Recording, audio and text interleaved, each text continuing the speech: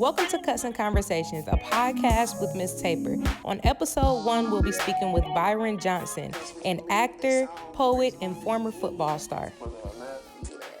It's up to you.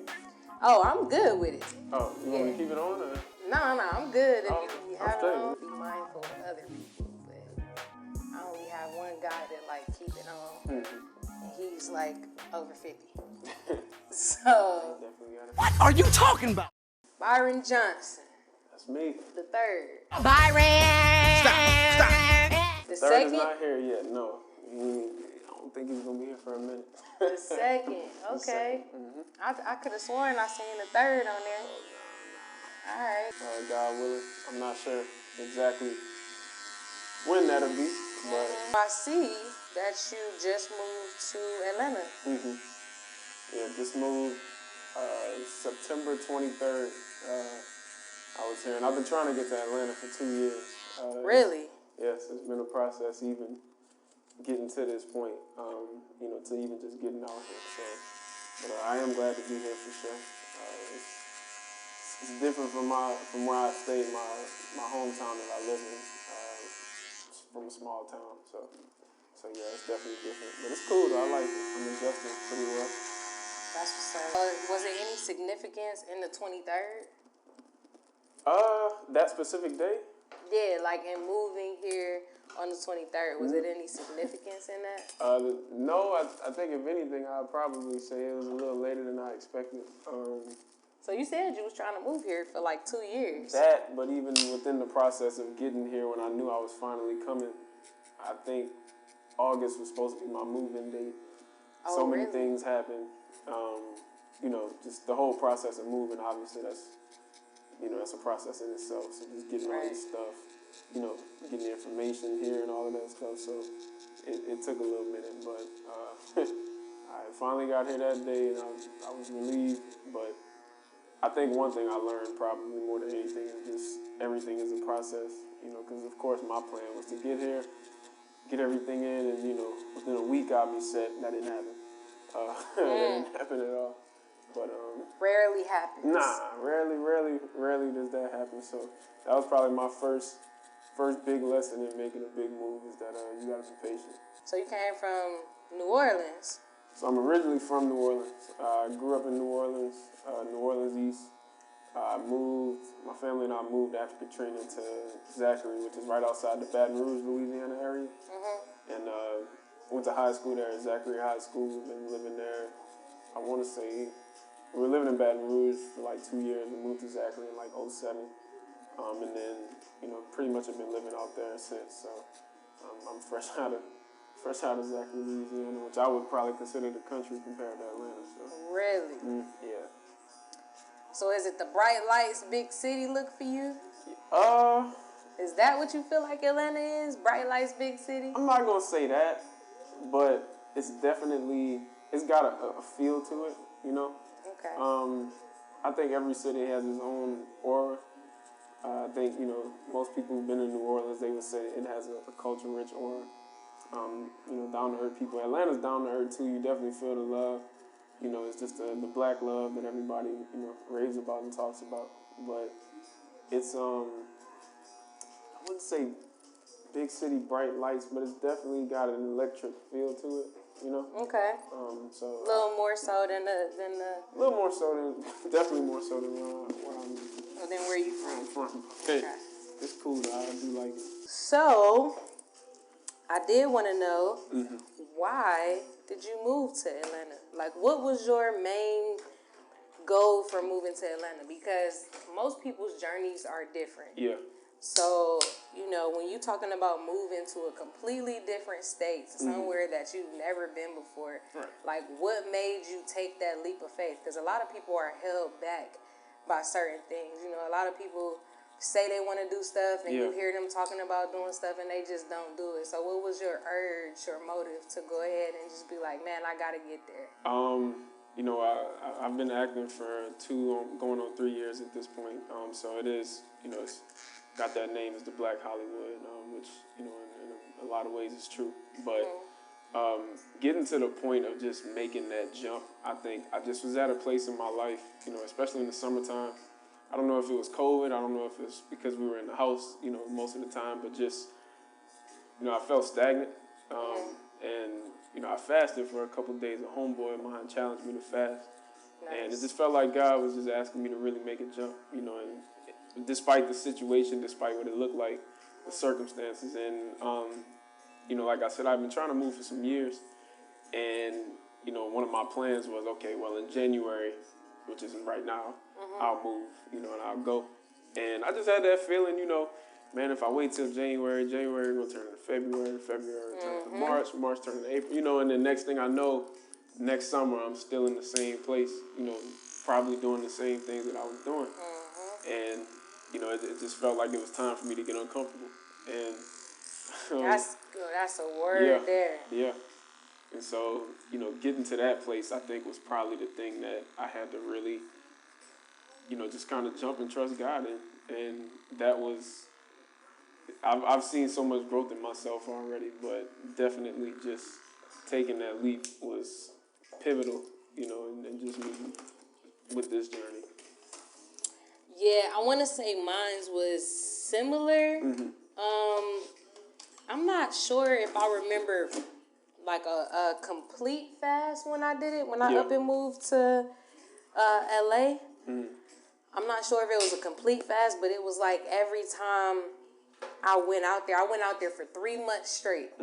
Like literally no reason to be spending that type of money. But I went out there for 3 months straight because the first month I felt like everybody who ran into me just pumped my head up to the point where it was like, oh, you need to be here. You will make so much money here and And then I'm like, man, let me just see if I could even see myself being here. You know what I mean? So that was like BET Award weekend. So then I went back in July. For me to make this move next month, like, it's gonna have to be something like drastic that happens. You know what I mean? And then I ended up I remember I watched, I don't know if it was a sermon or I don't know what it was, but I remember sitting out on his balcony. Things weren't going great. People was like setting me up. They wasn't coming through and all that. Me and this other dude I knew down there was going to look for a spot. He never came through. And I was just like, you know what? I'm going to just go back to Atlanta, forget this ever happened. And my homegirl hit me like, yo, I'm going to the Sparks game. Do you want to go? I got an extra ticket. I was down the street, and I'm like, bet. I'll just meet you down there. So we go to the Sparks game. So she's like, yeah, my company, you know, we got these seats or whatever because the manager of the company is getting honored or something like that. So I'm like, all right, bet. So ended up getting down there, and she introduced me to the manager of the company. Everybody was like trying to get around her like she was freaking Michael Jackson or something. Like, oh, please talk to me type, you know what I'm saying? So I'm looking at everybody like, back. So she ends up saying something to me, and my homegirl's like, yeah, this is my friend Amber. She's a barber and a DJ. She's visiting from Atlanta. She's trying to move down here soon. And the lady just stops everybody from trying to talk to her. She's like, when are you trying to move here? I said, well, as soon as I can sell my car and rent my spot out, I'll be here. She said, listen, let me know when you get here. I'll give you a job. And I'm like, what? So my homegirl's looking at me like, what? Like, I've never seen her do that before. So it's people trying to get up in that company that's there. And she was just like, I'll just give you one. Yeah, so I'm like, the heck? So we thinking maybe she talking about a DJ gig. I'm thinking she talking about a DJ gig for like one of their company events or something like that. And we went to dinner. Like we all went to dinner like right after the game. And my friend's like, hey, so what you mean about this job? She was like, so about this job. And so she looked at me. She was like, look, give her my cell phone number. Give her my personal number. When you come down here, call me. I'll set you up. So I'm like, what? So she was like, I'll start you off as a supervisor. And I'm like, confused. Like, I don't even work for nobody. And my homegirl's looking at me like, so we get back in the car and she's like, I hope you know this has never happened before. Like, I don't even know why she just, like, decided to tell you that. Like, she's like, I've never seen her do that before, not even to people who work for us. So I'm like, okay, yeah, cool. So I got back, and it was so funny when I got back. I was cutting one of the celebs out here. So it was 2 Chainz, and he gave me some really good advice. He said, you know, I just want to let you know it's expensive to stay out there. My LA house is more than my other 2 houses in different states combined, in Atlanta and Tennessee combined, right? So I'm like, yeah, I know it's expensive, this, that, and the other, but he's like, on the other hand, you don't just get jobs like that. Stuff like that just doesn't happen. You know what I mean? Like, people don't just randomly give you a job because of whatever. You know, I would say take your time with it, but I'm just saying stuff like that don't happen every day. Right. So I sat with it for a minute. I did like my little partial fasting, I guess, that I did. I really was just sitting with it for a long time. But like I said, I was sitting outside on his deck right before all of this happened. And I remember asking God, like, I don't want to come if it's going to be a hassle. And right now, it seemed like it's going to be a hassle. You know what I mean? Right. And then that happened. So it was like, all right, now, I gave you whatever you was going to need to be here. If you don't take it, and I've told you through people for 3 months straight that this was what you needed to do. You gotta make the jump. Right. So I was just like, F it. So to everybody else, it seemed like I was just jumping. Like, I was just out. And I'm like, nah, but once you hear me talking about how the jump was made and how all that stuff happened, if you don't start listening when God say stuff like that, it's like, man, I'm going to stop talking to you. You know what I mean? Like, you got to take... I think one of the things I learned last year was a big thing was to trust myself more. And when I say that, you know, it's not opposite of trusting God, but it's trusting what God has put in you, you know, to make certain decisions. I think sometimes we can get caught up in, you know, other people having to validate things for us, or we'll kind of feel like, you're speaking right now. you know, we have to, we'll get a word, and then we'll go to people who, you know, didn't get that word and think, well, is this what God said? Well, they don't know, you know, so I think that it's, you know, just really important to really trust, you know, what God puts in you and what he speaks to you, you know, and that's something I had to really learn. And so even within making this move, I think that was a big part of just me growing as a person last year, but also really just going forward and making certain decisions, because, you know, all I can think about is, you know, one day when I'm a husband and a father and all of that, like, you know, I can't call my friends or my mom or, you know, whoever every time I got to make a big decision. Right. Sometimes, shoot, it's just going to be you, and you may be the only one that'll see something. You got to go ahead and make that jump. And so, you know, that relates to your story a lot, but that definitely is something I learned last year. So do you feel like the journey so far, because you still kind of in your early part? Yes, indeed. You know what I mean? Yes. You what, about 4 months, 4 months in? 4 months. 4 months. 4 months in. Yeah. So do you feel like in these 4 months it was tougher than you thought it would be moving out here? Yeah, in some ways. You know, just it's certain things you learn for the first time. There's certain things you go through for the first time. And so really just taking those lessons and, you know, taking them for what they are. But, you know, like I talked about being uncomfortable. If you're not in those positions, you can't grow. And, you know, just where I live and, you know, everything. And I don't think when people have to move away from home or they have to move out of, you know, a place, I don't think it's so much the place that they have a problem with. I think it's what it represents, you know. And so for me, you know, being in a small town, you know, my high school is right down the street from where I live. So it's not like everything was just, you know, it's big old city and all of this type of stuff. Like, you know, a lot of it kind of it felt stagnant to me, and I felt like, you know, the person I always dreamed of being needed to be in a situation that was more uncomfortable. And so, in ways, it's been tough in ways, of course. I think any transition is, but I think at the same time, too, you know, you kind of learn after a while. I take it to like riding a bike, you know.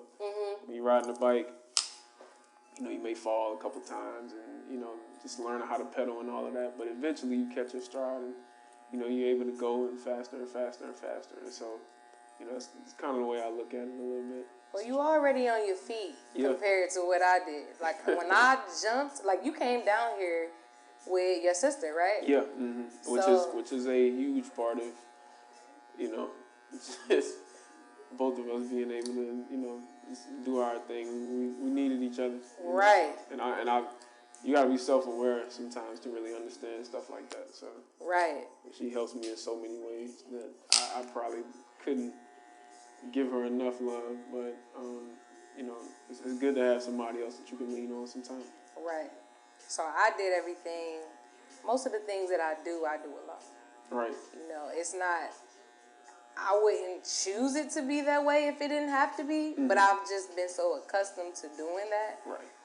It just is what it is. You know what I mean? But as I did my journey to Cali, it was like at that point I was glad I was alone. Right. Pretty much because it was so many things that I ended up having to do.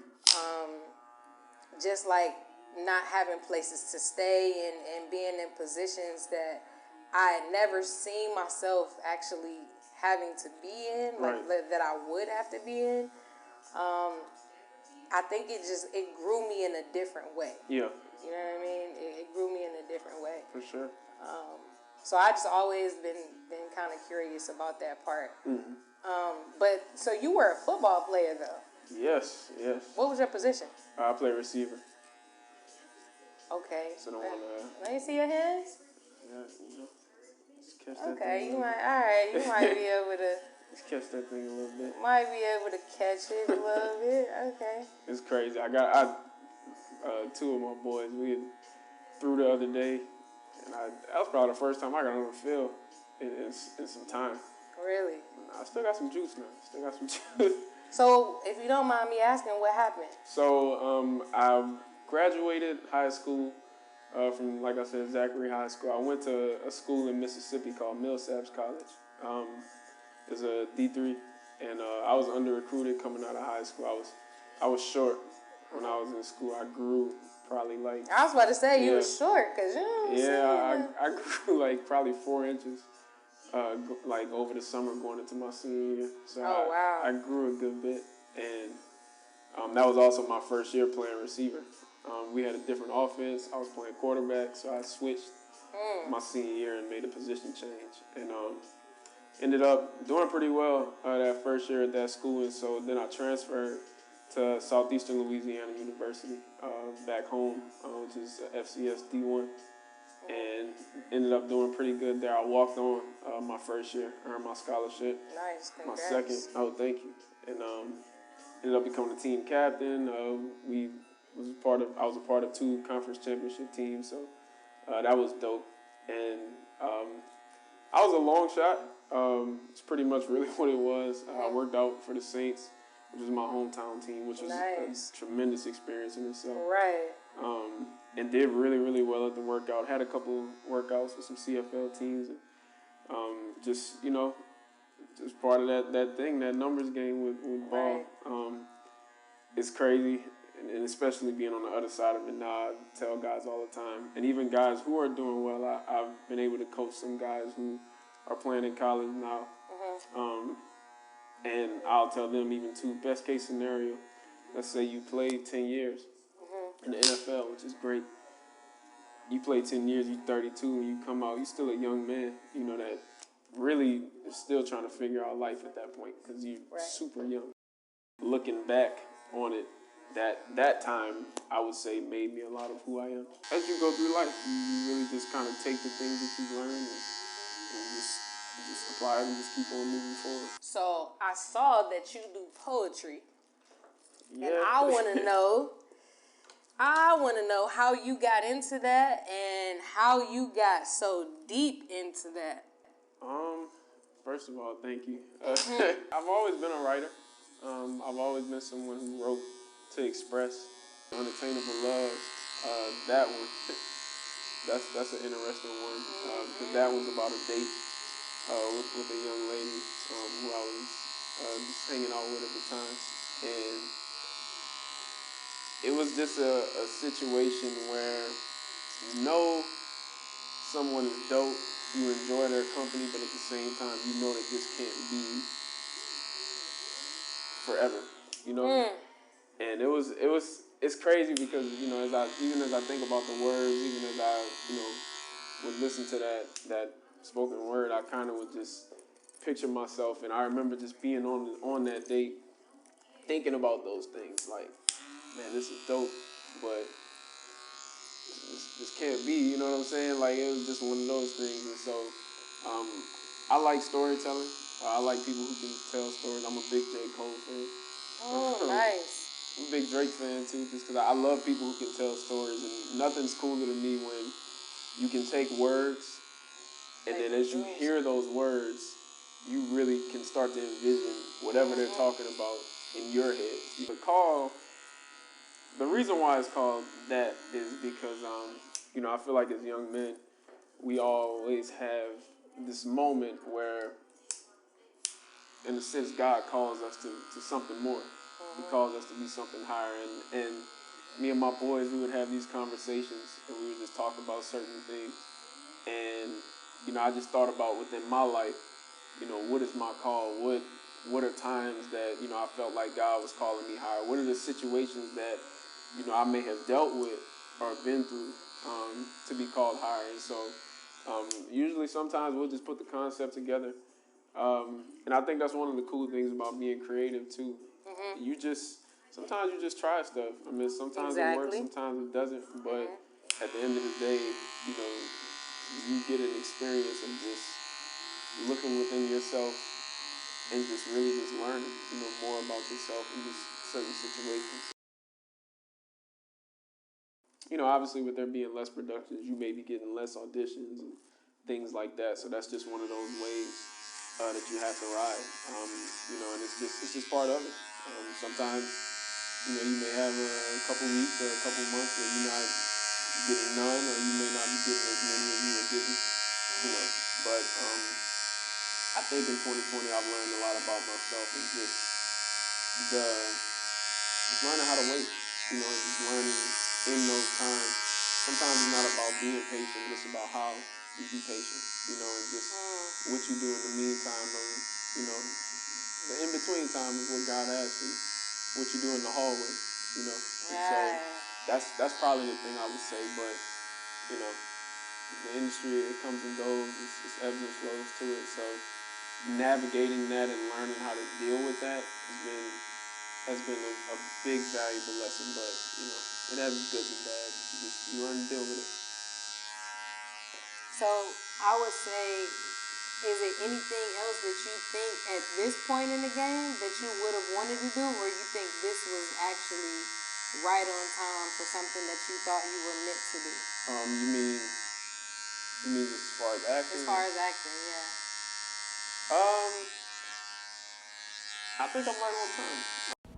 Thanks for tuning in to Kutz and Conversations. Tune in next week for our second guest. Stay blessed.